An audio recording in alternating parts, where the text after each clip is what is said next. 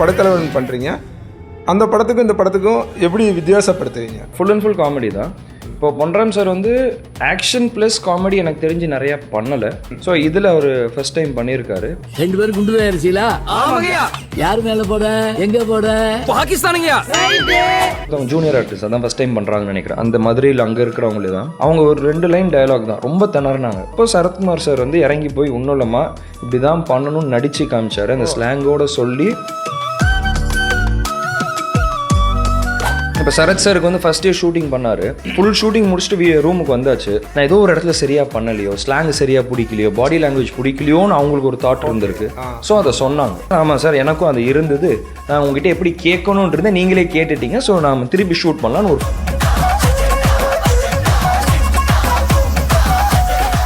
யுவன் சங்கர் ராஜா சாரில் சின்ன குழந்தையிலேருந்து பார்த்துருக்காங்க. அதான் நானும் அவர்கிட்டையும் சொன்னேன், நான் எனக்கு உங்களை பார்த்த மாதிரி ஞாபகம் இல்லை, பட் நம்ம எல்லாம் பார்த்துருக்கணும். ஆமாம் நம்ம பார்த்துருக்கோம், நீ ரொம்ப சின்ன பையன், உனக்கு ஞாபகம் இருந்திருக்காது.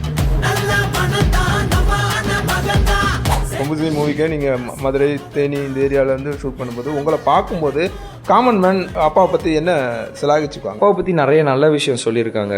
ஒரு 4-5 பேர் வந்து என்ன சொல்லியிருக்காங்க, இப்போ நான் அப்பா கொடுத்த காசுனால தான் நல்லா படித்து நல்ல நிலைமையில் இருக்கும்.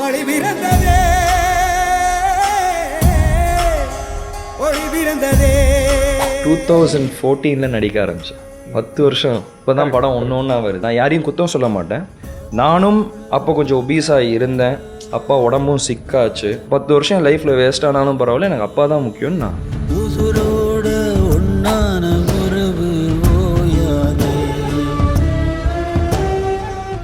இன்றைய நிகழ்ச்சியில் நம்மோடு இணைந்திருப்பவர் இளம் நடிகர், வளர்ந்து வரும் கதாநாயகன், மறைந்த கேப்டன் அவர்களின் புதல்வர் திரு சண்முக பாண்டியன். வணக்கம். கொம்பு சிவி அப்படின்னா என்ன பொருள், என்ன மீனிங்கில் அந்த தலைப்பை முடிவு பண்ணீங்க? கொம்பு சீவின்றது வந்து அது 2 வகையில் இருக்குது. நல்லபடியும் ஒரு ஆளை ஒருத்தர் நம்ம கொம்பு சீவி விடலாம், அது தப்பான வழியிலையும் ஒருத்தர் கொம்பு சீவி விடலாம்.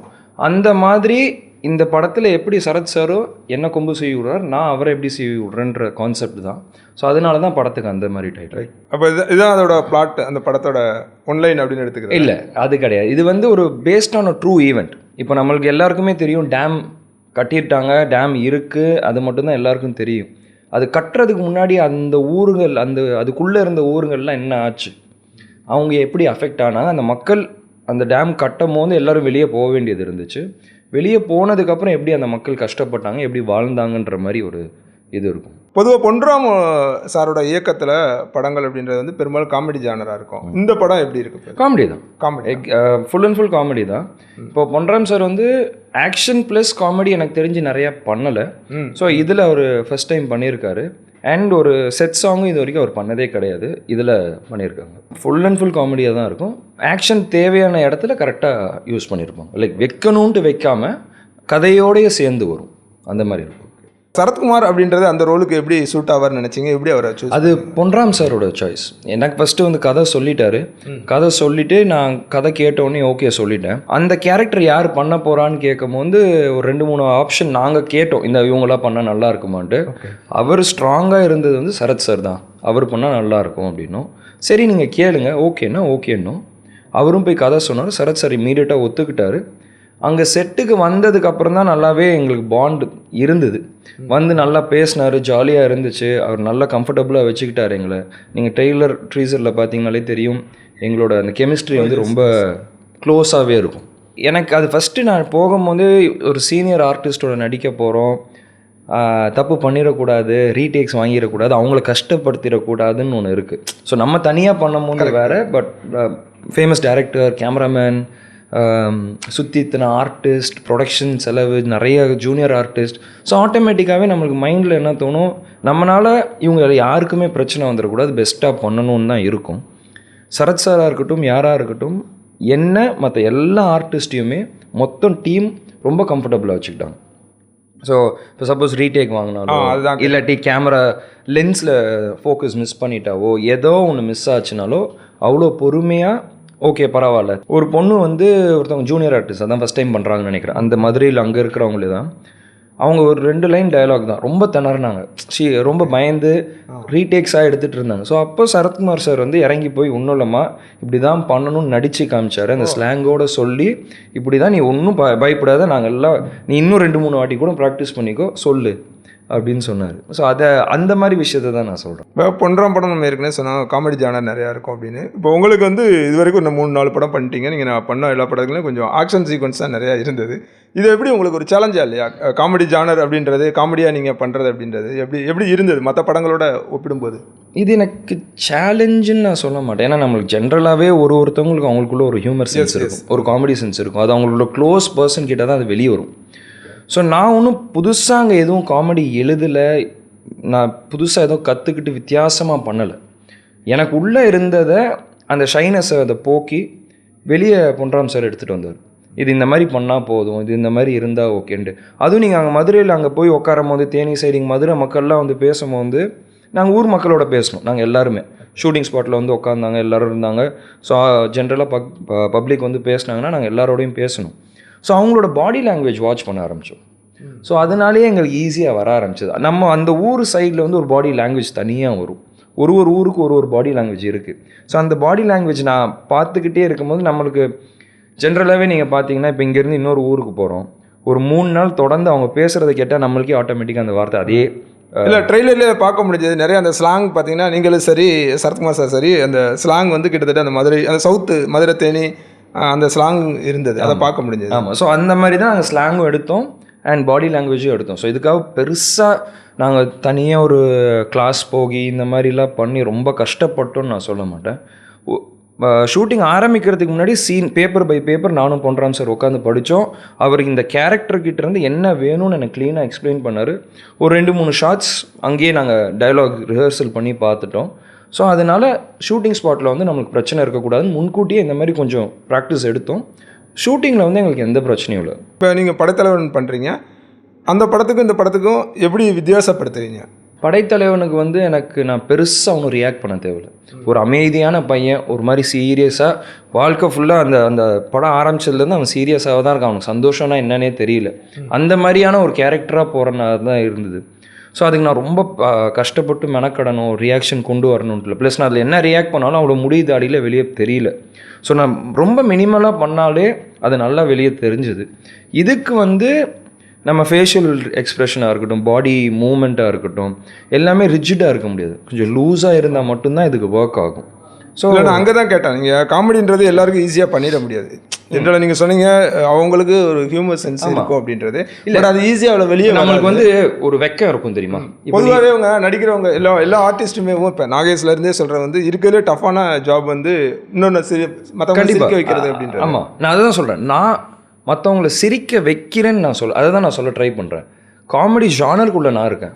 ஸோ எனக்கு கொடுத்த டைலாகை நான் அப்படியே சொல்கிறேன். லைக் நான் அதை வெளியே சொல்கிறேன். நான் புதுசாக டைலாக் எழுதியோ என் பாடி லாங்குவேஜில் இது பண்ணியிருக்கேன். அது எப்படின்னா இப்போ நம்மளுக்கு நான் ஜென்ரலாக ஒரு ஹியூமர் சென்ஸ் எல்லாருக்கும் இருக்கும். இப்போ நீங்கள் அதை உங்கள் ஃப்ரெண்ட்ஸ் கிட்ட காட்டியிருப்பீங்க, ரொம்ப க்ளோஸ் சர்க்கிள்கிட்ட காட்டுவீங்க. அதை வெளியாள்கிட்ட காட்டணுன்னா உங்களுக்குள்ளேயே ஒரு வெக்கம் இருக்கும். அந்த வெக்கம் பிரேக் ஆச்சுன்னா உங்கள் ஃப்ரெண்ட்ஸ் நினைப்பாங்க இவன் செம்ம ஜாலியான பையன், ஆனால் அங்கேயே வந்து ஒரு மாதிரி இப்படி ஸ்டிஃபாகவே இருக்கான்னு ஒன்று இருக்கும் இல்லையா. அது பிரேக் பண்ணி இங்கே வந்தது தான் எனக்கு இந்த படத்தில்.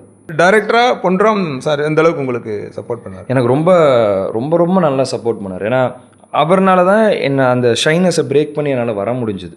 ஸோ ஃபஸ்ட்டே டீமோட எல்லாரோடையும் ஜெல்லாக வச்சுட்டாரு. லைக் அசிஸ்டன்ட் டேரக்டர்ஸ், ஹீரோயின் கூட நானும் ஹீரோயின் உட்காந்து சீன் பேப்பர்ஸ் ரிஹர்ஸ் பண்ணோம். ஸோ அவருக்கு பொன்ராம் சார் என்ன சொன்னார், எடுப்புலேயே போயிட்டு ஒரு 2 தெரியாத மூஞ்சி உட்கார பேச சொல்லுங்கன்னா ஸ்க்ரீனில் ஆக்வர்டாக தெரியும்.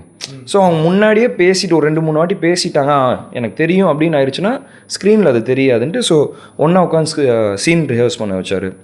சரத் சாரோடையும் நாங்கள் உட்காந்து சீன் ரிஹர்ஸ் பண்ணோம். அண்ட் எனக்கு ரொம்ப கம்ஃபர்டபுளாக இருக்கணும்னு என்ன பண்ணிட்டாரு, எனக்கு ஃபஸ்ட்டு டே ஷூட்டிங்கை fight scene. Okay. So first day ஷூட்டிங்கை ஃபைட் சீன் வச்சிட்டாங்க எனக்கு. அப்போ அதனால எனக்கு கொஞ்சம் டைலாக்ஸ் தேவைப்படாது இல்லையா. ஸோ வெறும் ஆக்ஷன் சீக்வன்ஸ் மட்டும்தான். ஸோ இவங்க எல்லாரும் உட்காந்து மட்டும்தான் பார்க்குறதா இருந்துச்சு. எனக்கும் ஃபைட் மாஸ்டருக்கு மட்டும்தானே கம்யூனிகேஷன். ஸோ எனக்கு அங்கே ஈஸியாகிடுச்சு. எனக்கு கேமராமேன் சார் எல்லாருமே கூப்பிட்டு பேச ஆரம்பிச்சிட்டாங்க. அங்கே கூட இருந்த அசிஸ்டன்ட் டேரக்டர்ஸ், லைட்மென்ஸ் எல்லாரும் அதுக்குள்ளே வந்த ஃபஸ்ட்டு 4 டேஸில் எல்லாம் ஃப்ரெண்ட்ஸ் ஆகிட்டாங்க. ஸோ சீனுக்குள்ளே போகும்போது எனக்கு ரொம்ப ஈஸியாக இருந்தது.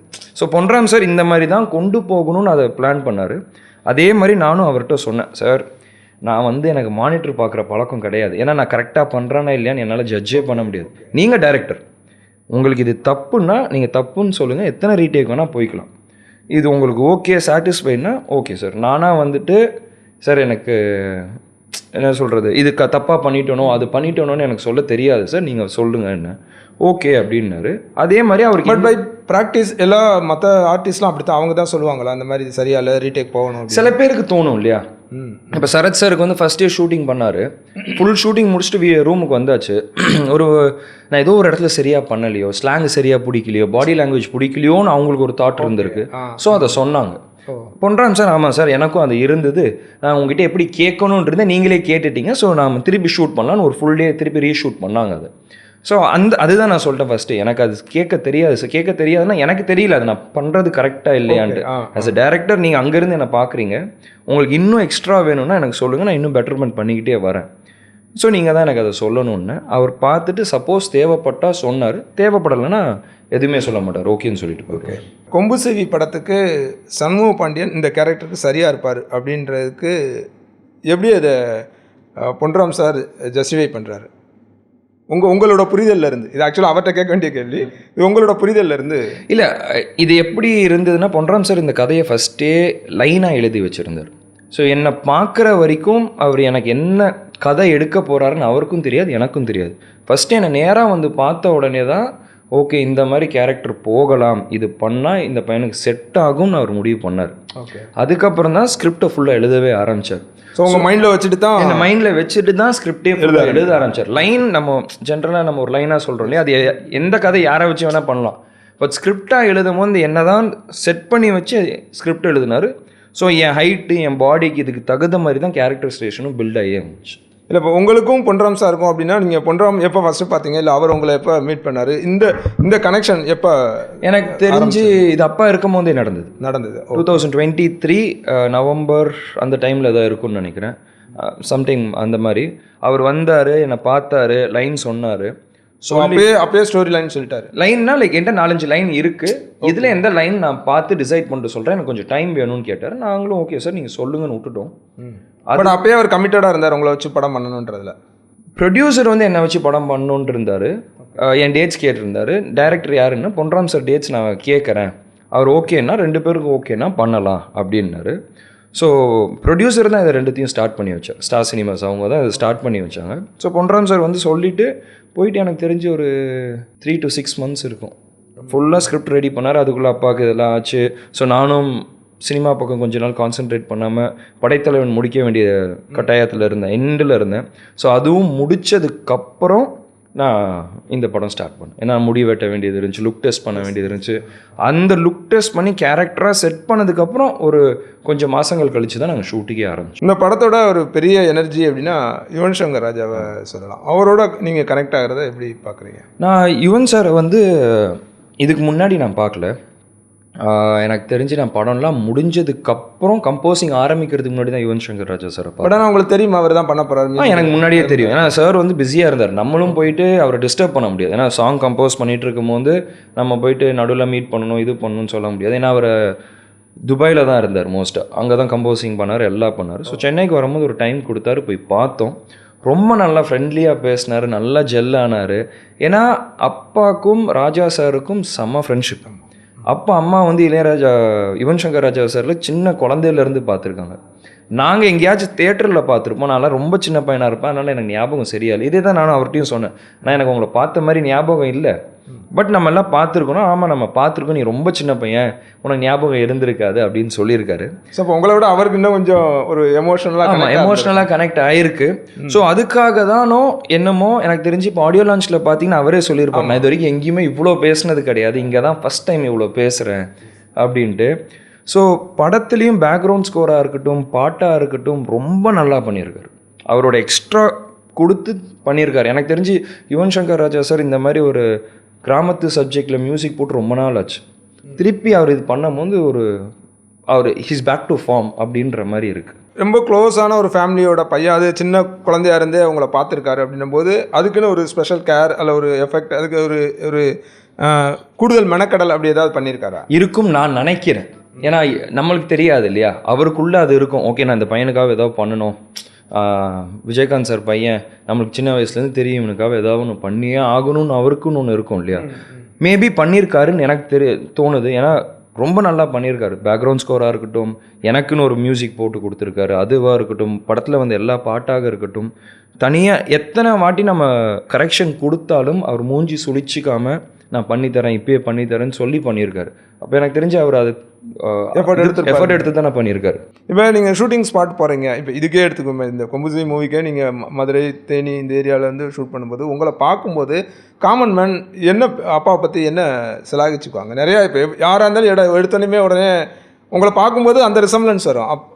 கேப்டனோட அப்படியே கனெக்ட் பண்ணிவிட்டு பேசுவாங்களா? என்ன மாதிரியான விஷயம்? எனக்கு வந்துட்டு அப்பாவை பற்றி நிறைய நல்ல விஷயம் சொல்லியிருக்காங்க.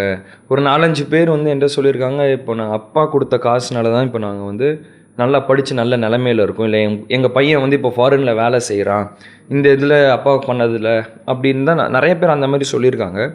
நம்ம இந்த மதுரை சைடு தேனி சைடெலாம் போனாலே எனக்கு வந்துட்டு நிறையா மாமா சித்தப்பா இந்த மாதிரி நிறைய பேர் வருவாங்க. எனக்கு என்னோட வயசில் ரொம்ப மூத்தவர். அவர் வந்துட்டு என்ன தம்பி நல்லா இருக்கியா, என்ன அண்ணன் நல்லா இருக்கீங்களான்னாரு. எந்த அண்ணனா அப்படின்னேன். ஆமாம் நீ எனக்கு அண்ணன், நான் உனக்கு தம்பி முறை அப்படின்றாரு. அவருக்கு இருக்கும் ஒரு 60 வயசு இருக்கும்.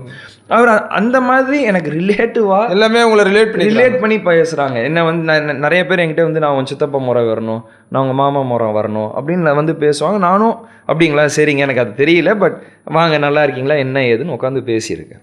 எப்படி ஃபீல் பண்ணுவீங்க? அந்த மாதிரி சந்தோஷமாக தான் இருக்கும் கண்டிப்பாக. ஏன்னா அப்பா இவ்வளோ மக்களோட மனசில் போய் இருக்கார் இல்லையா.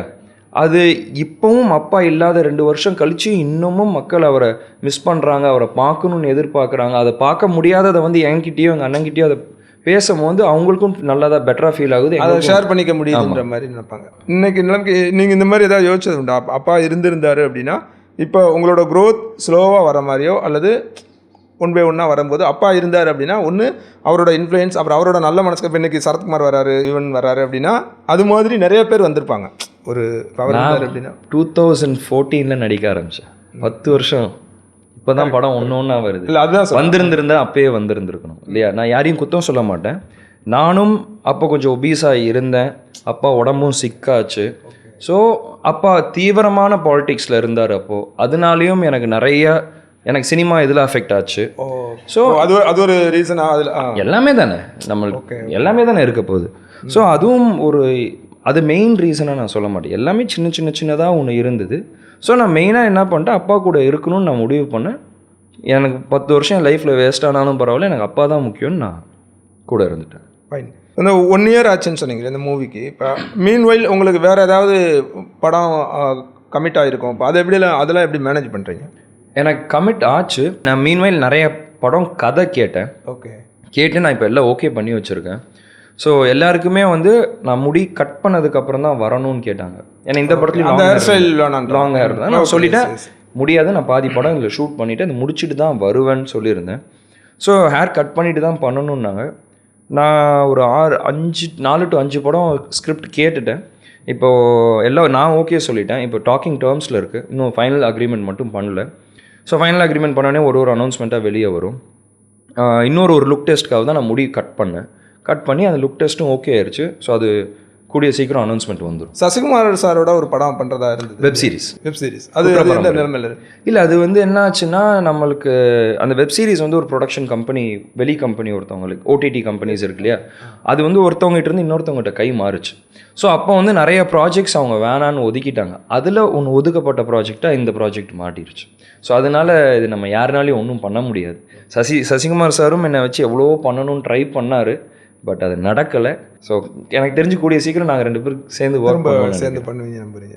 இப்போ கொம்புசிவி படம் நான் வந்து பார்க்கணும் அப்படின்னா ரசிகர்களுக்கு நீங்கள் எதுக்காக அவங்க வந்து பார்க்கணும் அப்படின்னா ஒரு என்ன சொல்லுவீங்க? கொம்புசிவி படம் வந்து அதுதான் ஒரு உண்மையான சம்பவத்தை, சீரியஸ் நோட். எனக்கு தெரிஞ்சு அதில் நாங்கள் ஒரு விஷயம் பண்ணுறோம், அது இப்போ கரண்ட்டாக அந்த இஷ்யூ இப்போவும் நடக்குது. ஸோ இது பண்ணுறது தப்பு ரைட்டுன்னு நாங்கள் அதெல்லாம் ஜஸ்டிஃபை பண்ணல, பட் அந்த விஷயம் இப்போ இருக்குது.